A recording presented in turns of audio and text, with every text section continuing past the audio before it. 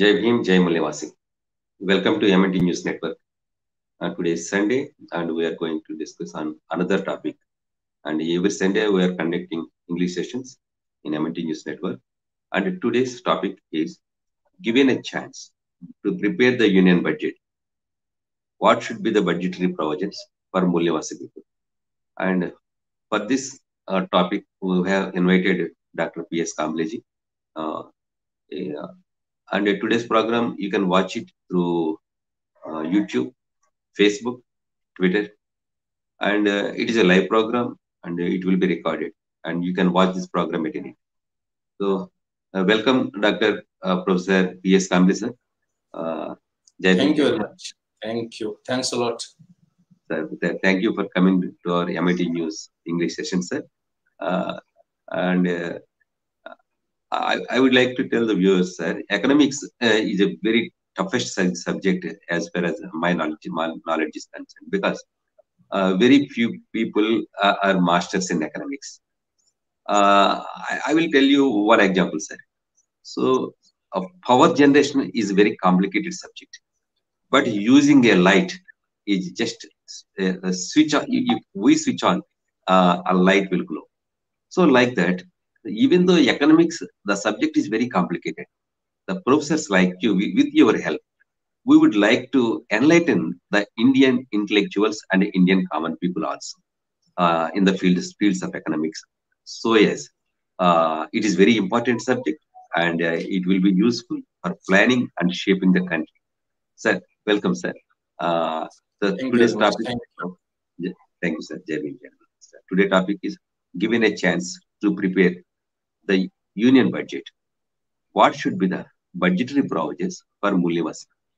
Sir, generally, in any country, the budget is framed and formed for the welfare of the people.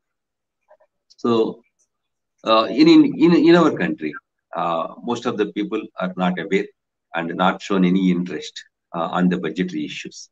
And nowadays, some of the people, some of the intellectuals are eagerly waiting and see uh, for the uh, contents of the budget. Yeah. Previously, employees used to see the budget for the sake of their tax benefits. Now they are looking beyond their tax benefits, and a lot of discussion is going on in this country. So, to enlighten our viewers, just please explain the basic terminology about the budget. What is budget? What is fiscal policy? Financial bill, vote on account, revenue budget. Yes. Please explain in brief, sir. Yes. Dr. Kabir. First of all, I'm very much thankful to MNT for organizing panel discussion on such a very important topic. My thanks goes to Tilak Kumar, Ashish Kumar. They are very dominant and prominent so far as organizing such important panel discussions on very current topics, very burning topics. Talking about what is budget, actually it's public budget. Public budget is budget of the government. Government in the country like us, we have government of India, we have state governments and local governments as well. And budget is a constitutional document. It is not haphazard. It is not any baseless document like that. It has a constitutional base. And as per Article 112, the Constitution has provided with the government of India to prepare a budget and implement that budget for the sake of social welfare of the society. And it is expected and desirable as well that public budget should be in the framework of Constitution of India, in the spirit of Constitution of India. And that spirit is equality, justice, and social welfare. Equality, justice, and social welfare, and how the government is going to collect the revenue by implementing tax and non-tax revenue as well as mobilizing revenue through public debt. And more importantly, how it is going to implement that budget. As the result of that, social welfare maximization will be enabled. It will enable to maintain equality, social equality. It will enable to maintain justice or to do justice. And prominently, that will improve and enhance social welfare of the society. That is what that budget is. Actually, in Constitution of India, the term financial statement has been used. Actually, it is synonymous to public budget. And public budget is used for having number of purposes. That is the objectives like planning, objective like within time constraint, how the revenue can be collected, how it can be spent, how efficiency can be brought about. And all those should be in favor of socio-economically deprived communities. We call it as a Bahujan. In the favor of all Bahujan, how their welfare can be improved, how that will enable improving well-being of the people from the deprived communities. That is the intention. That is the purpose so far as preparation and implementation of the budget is concerned. And it is therefore budget is a very important document. Budget is an instrument of fiscal policy. And fiscal policy is the policy of the government regarding taxation, public expenditure, public revenue, and public debt. And predetermined objectives are there, predetermined goals are there. And those to be realized by implementing the budget. That is what the budget is being prepared and it is being implemented. That is expected and desirable from the public budget. And therefore, public budget is not just collecting revenue and undertaking expenditure by the government. That is not expected. That is not expected at all from the public budget. But collecting of the revenue, spending for the sake of the society, spending for the sake of the social welfare, giving justice to the socio-economically deprived communities, Bahujans, that is expected and desirable so far as public budget is concerned. Over to you, Tilak Kumar. Sir, thank you, sir. Thank you, sir. And the second question, sir.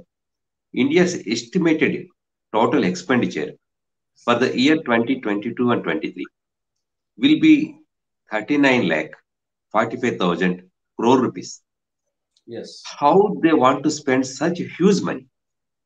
Yes. So spending 39 lakhs, 45,000 crore rupees in 1 year.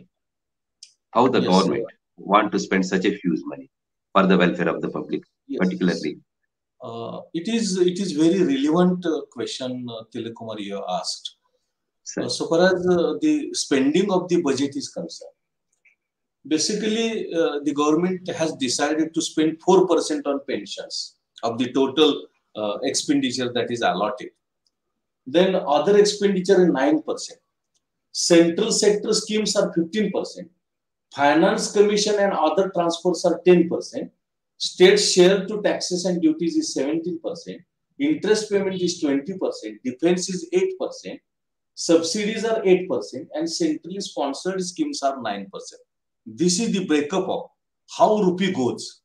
That is 4% pension, 9% other expenditure, 15% central sector schemes, 10% finance commission and other transfers, 17% state share of taxes and duties, interest payment 20%, defense 8% and subsidies 8% and 9% centrally sponsored schemes. You were asking about how the government is going to spend on social welfare. This time, this budget has clubbed expenditure or spending on development of deprived communities, scheduled caste, scheduled tribe, OBCs, minorities, all have been clubbed. And the amount that is allotted, that I will try to place before you. What amount it is allotted for the welfare of the these socially deprived communities. We can say this social welfare. And that amount is actually, it is clubbed. It is clubbed in one head, and that one head is social welfare. And in that one head, all have been included welfare of scheduled caste, scheduled tribe, OBCs and minorities. And what expenditure has been allotted, all of us know there are two components of total public expenditure. One is known as revenue expenditure and another is known as capital expenditure. Revenue expenditure is recurring expenditure. It is spent on current duties and responsibilities directed towards discharging of the duties and responsibilities of the government.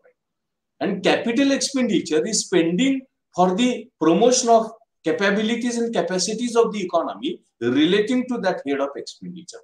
If in that perspective we look at this budget, The figures are for the year 2022-23.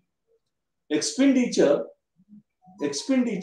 on this backward communities, that is welfare of the scheduled caste, scheduled tribe minorities, is revenue expenditure is 6,494.67 crore revenue expenditure, and capital expenditure is 438.70 crore. That is for the budget for the year 2022-23. When we try to make its comparison with the previous year budget, again in the previous budget, estimated budget is there and revised budget is there. If we try to make a comparison, it gets an idea to what extent increase has been taken place, whether it is adequate, whether in the desirable extent or magnitude. These questions can be answered when we make a comparison of the allotment of the expenditure made for the year 2022-23 and its comparison with the year 2021-22. And in the 21-22, again, there are two parts. One is estimates and another is revised estimates. If we made a comparison, we come to know that in 2021-22, revised estimates was 4,753.52 crores revenue expenditure and 191.70 only capital expenditure. And in estimates for the year 21-22, it was 5,912.61 crore. And on capital account or capital expenditure, it is 519. What does this mean? This means that compared to the 2021-22 revised estimates, a very little bit improvement has been taken place, or a very marginal increase is there in revenue expenditure on welfare of the scheduled caste, scheduled tribe minorities and OBCs. Number one. So far as the comparison of capital expenditure is made, capital expenditure increases comparatively better for the year 22-23 compared to the revised estimates for the year 21-22. That is very important. That is, in the revised budget for the year 21-22, a significant fall has been taken place. A significant cut down has been made by the government on the capital account.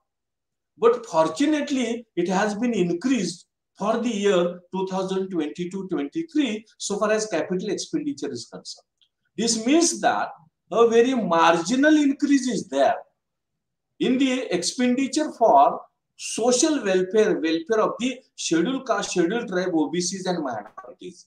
And if we try to make that comparison with the population, because the population of scheduled caste, scheduled tribe, OBCs and minorities, it is about 90% of the total population.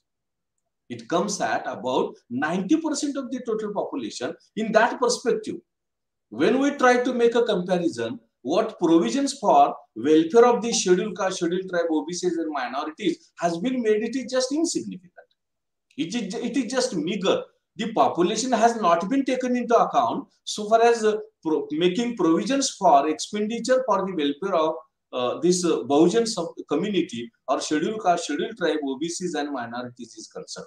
And it is therefore what the inference is, what the finding is, what the conclusion is, in this budget, provision for the welfare of scheduled caste, scheduled tribe, OBCs and minorities, it is just insignificant. It is just insignificant. One only peculiarity, one only silent feature is that in this budget for the 22-23, provision for capital expenditure is comparatively better. Provision for capital expenditure is better, but revenue expenditure is very marginal. It is very meager. And when we try to make its comparison with the population of the social strata, scheduled caste, scheduled tribe, OBCs and minorities, about it is 90%, 90%. And in comparison with the population, it is very meager. It is very meager so far as allotment of the funds for welfare of the socially deprived communities, scheduled caste, scheduled tribe, OBCs and minorities.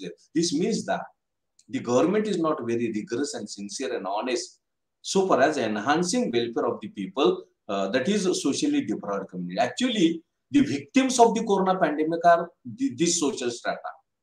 Corona pandemic very adversely hit hard to this strata, scheduled caste, scheduled tribe, OBCs and minorities. And unfortunately, to that extent, attention has not been paid. Actually, increased attention was required because migrant workers are from these socially deprived communities. Informal workers are from this strata of the society or population.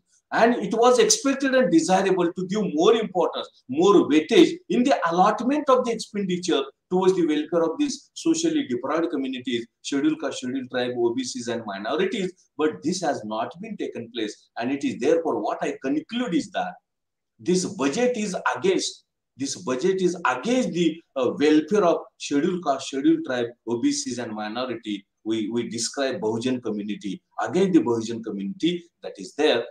And this is a very serious thing which is necessary to be taken into account when we try to analyze budget for 22-23 in social perspective, in the perspective of welfare, social welfare of the deprived communities, scheduled caste, scheduled tribe, OBCs and minorities is there. Over to you, Tilak Kumar.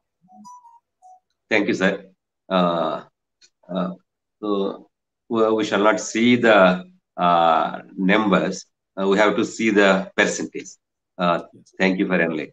So, sir, 10,000 crore rupees in central budget is a small budget, said D.K. Kapade. Yes.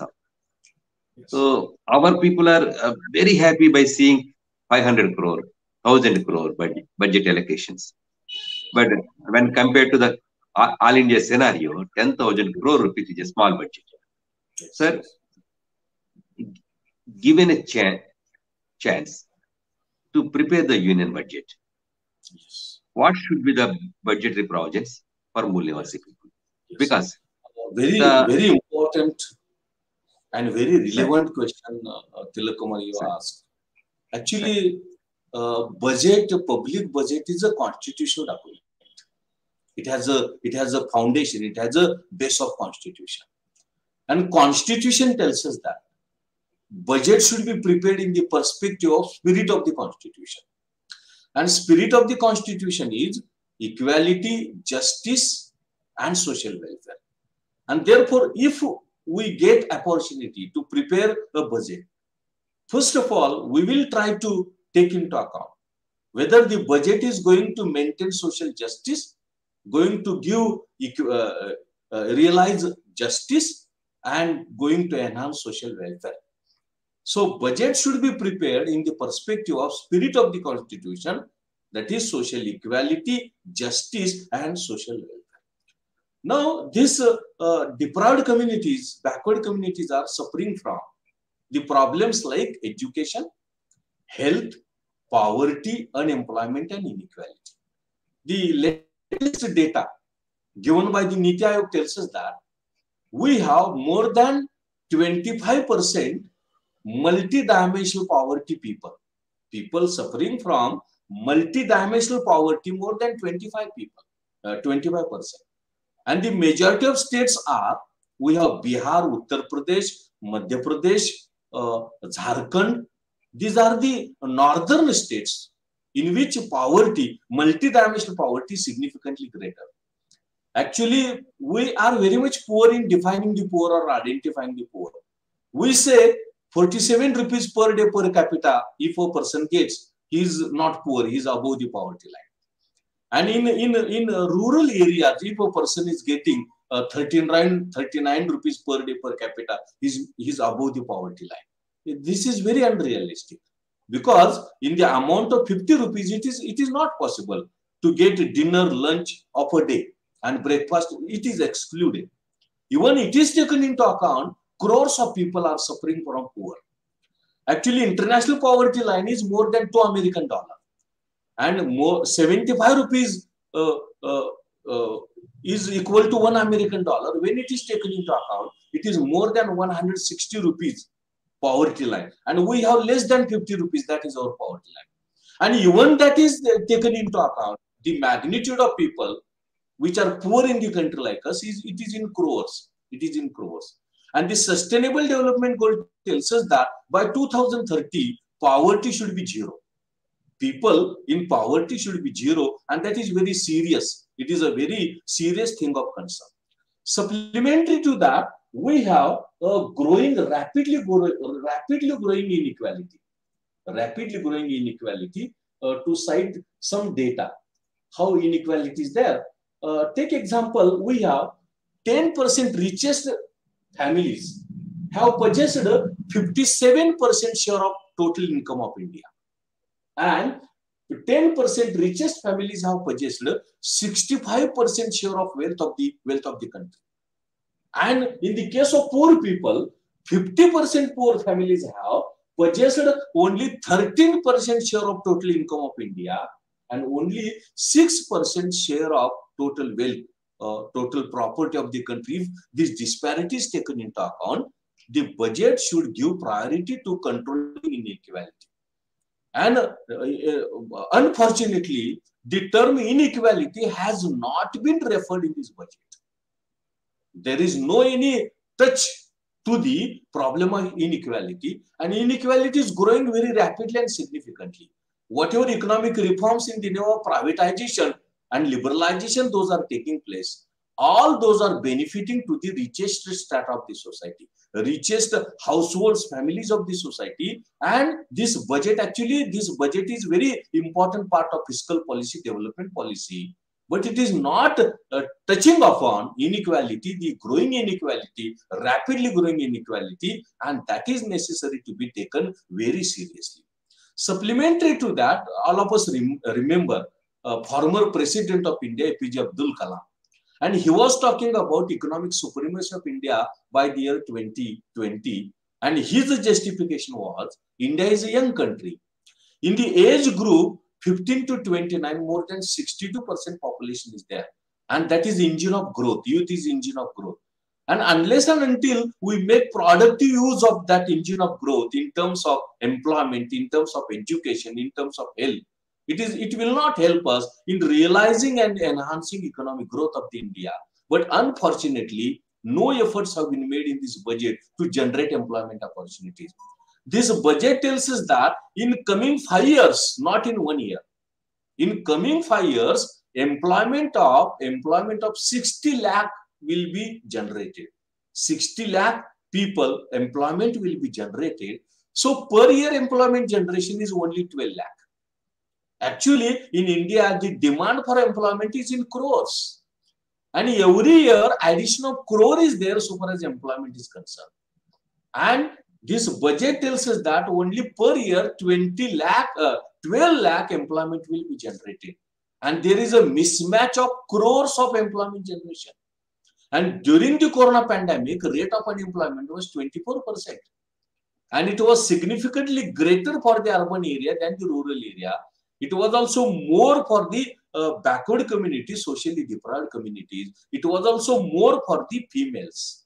If that is taken into consideration, actually the increased attention was required towards the employment generation. There was necessity to establish linkage between growth and employment. This is growth. This budget tells us that in the coming year 22-23, the GDP growth, economic growth of India will be 9.3%.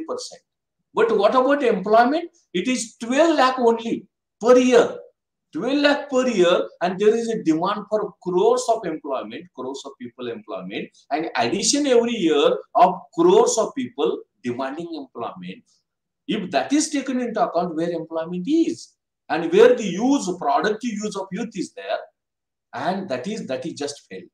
So what I would propose is that in the budget, employment inequality should be given highest priority, and employment generation should be given highest priority. In this budget, allotment for Manrega, Mahatma Gandhi National Rural Employment Guarantee Program, has been reduced compared to the last year budget. It has been reduced, and unfortunately, in the previous year also, to the extent required and desirable, employment generation has not been taken place through Manrega, Mahatma Gandhi National Rural Employment Program. And the intensity of unemployment is significantly greater in urban areas than the rural areas. And Manrega is not being implemented in the urban areas. Actually, it is required to be implemented both in rural as well as urban areas, because during the corona pandemic, urban unemployment and employment was very hit hard, and it increased the gravity and intensity of unemployment in the urban areas as well. But on the one hand, Manrega allotment has been decreased and Manrega has not been implemented. It has not been accepted for the urban areas. That is also a thing of serious concern. And more prominently, welfare of the social deprived communities. Welfare of the deprived communities, that is very necessary. That is very necessary because already I have cited some statistical data, and that statistical data tells us that in the year 2020 to 23, a very marginal growth in expenditure allotment to the welfare of the scheduled caste, scheduled tribe, OBCs, minorities has been taken place. If its comparison in proportion of population is made, it is just meager. It is just insignificant. And therefore, what I would propose is that the budget should be in the spirit of constitution, that is social equality, justice and social welfare, and attempts should be made to employment generation, control of inequality, control of unemployment, control of poverty, and more importantly, welfare of the socially deprived communities, scheduled caste, scheduled tribe, OBCs, and minorities. But unfortunately, this budget fails. In this front, in this perspective, in this approach, in this flora, the budget fails, and that is necessary to be taken very seriously. Unless and until we prepare a budget in the framework of constitution, in the spirit of constitution, that budget is useless. India is young, but employment is just 12 lakh. And every year there is demand of crores of people for employment. And rate of unemployment at this moment is also more than 10%. And economic theory tells us that 3% rate of unemployment is affordable. It is bearable because that can happen, that can exist in any country in which policy changes, technology changes, tastes and habits of the people changes, but 10% is very excessive rate of unemployment.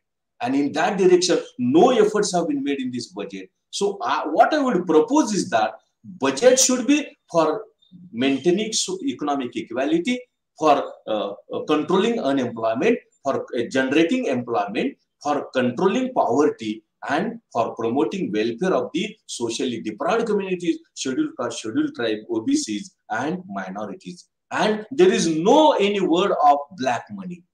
And estimates tells us that the existence of black money in India is of 50% of GDP, 50% of gross domestic product. When we are going to exploit that black money, when we are going to use that black money for the welfare of the social welfare or welfare of the society, and it is high time. It is high time that such black money or deposits in Swiss banks are necessary to be taken into our country, and it is necessary to be used. And budget is the best document in which we can incorporate what measures and policies we are going to implement in coming financial year for exploiting, utilizing, and exploring black money. It is the budget which can make provision for welfare of the deprived communities like scheduled caste, scheduled tribe, OBCs, and minorities.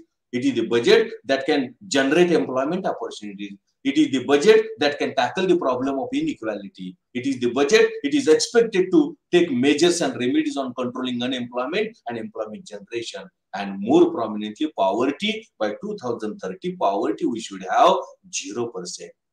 But multi-dimensional poverty index tells us it is 25% intensity, and regular poverty index tells us it is more than crores, crores of numbers people are poor.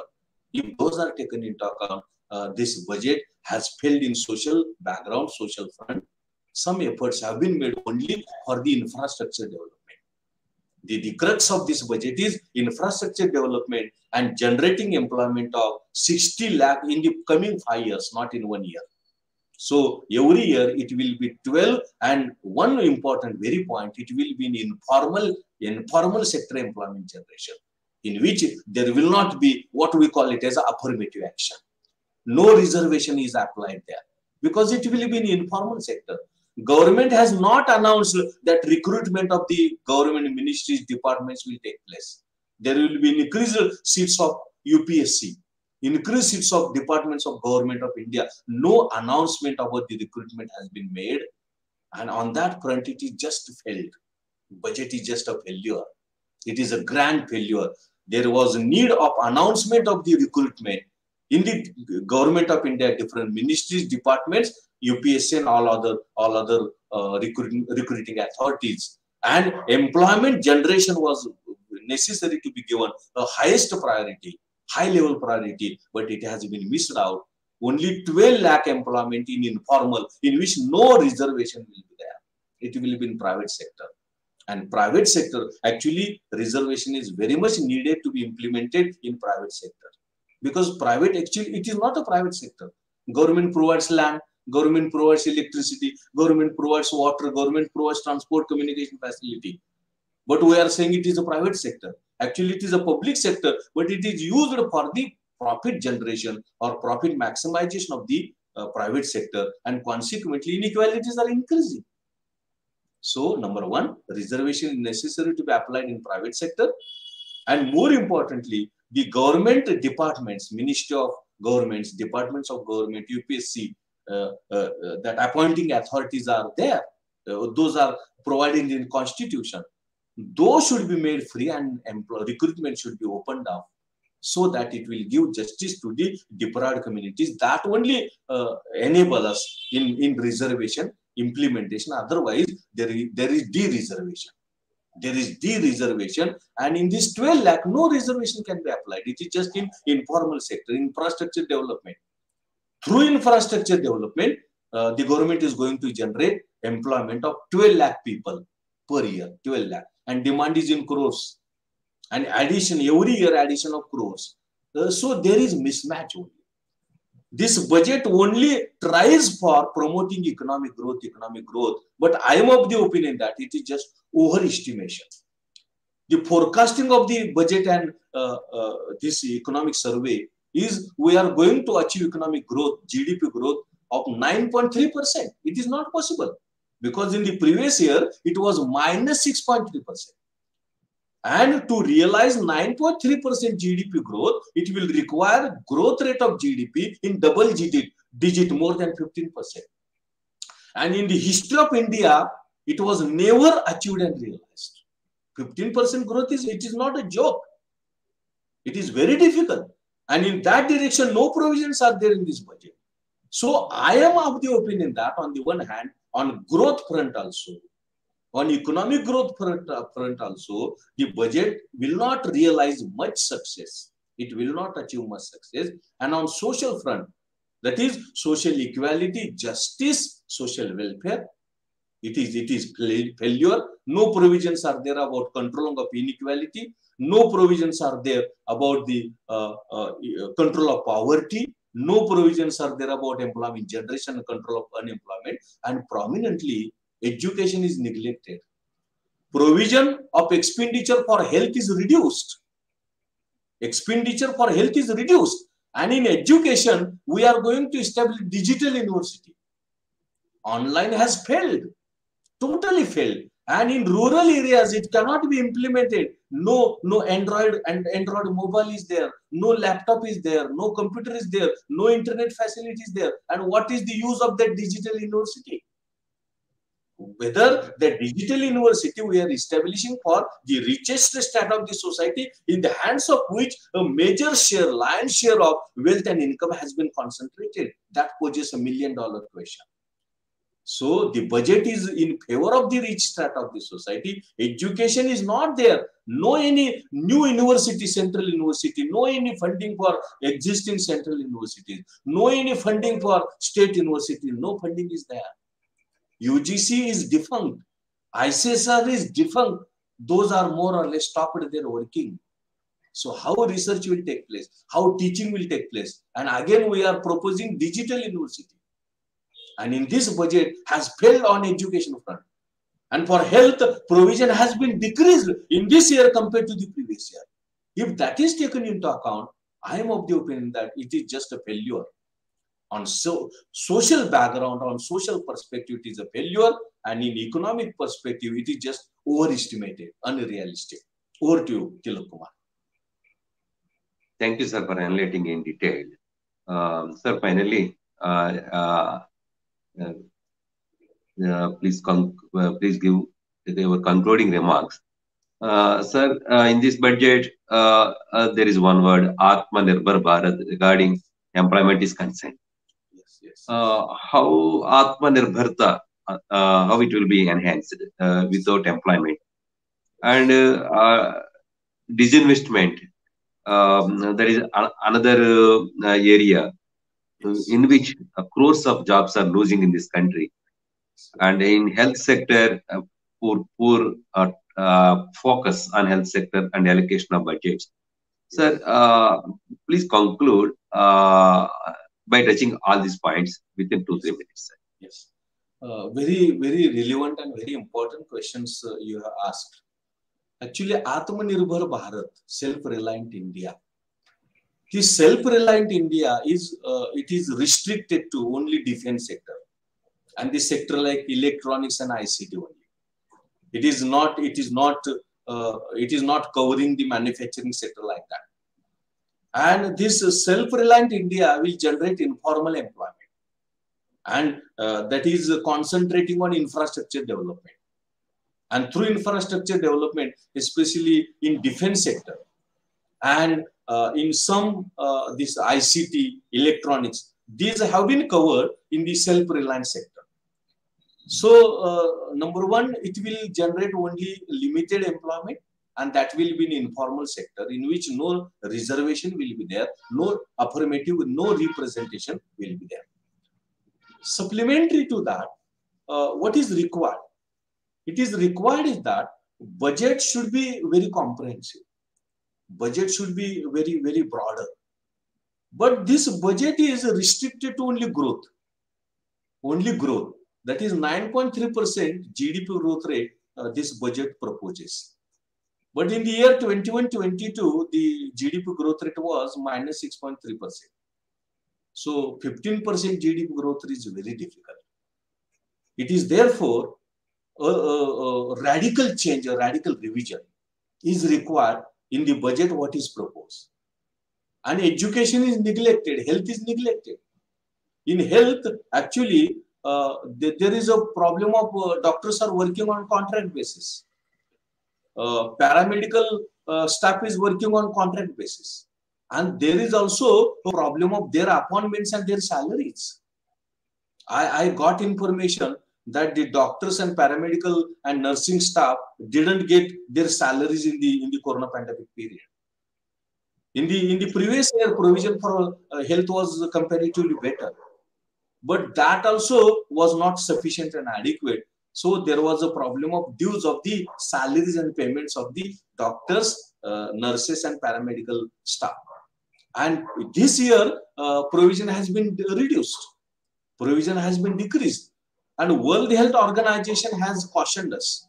It has given a signal that this COVID is one of the viruses. It is not the last and unique virus. The outbreak is there. In future also, number of viruses and their outbreak is possible. And for that reason, health should be given priority. But in this budget, allotment of expenditure or outlay to the health sector has been reduced. And prominently, doctors are not adequate.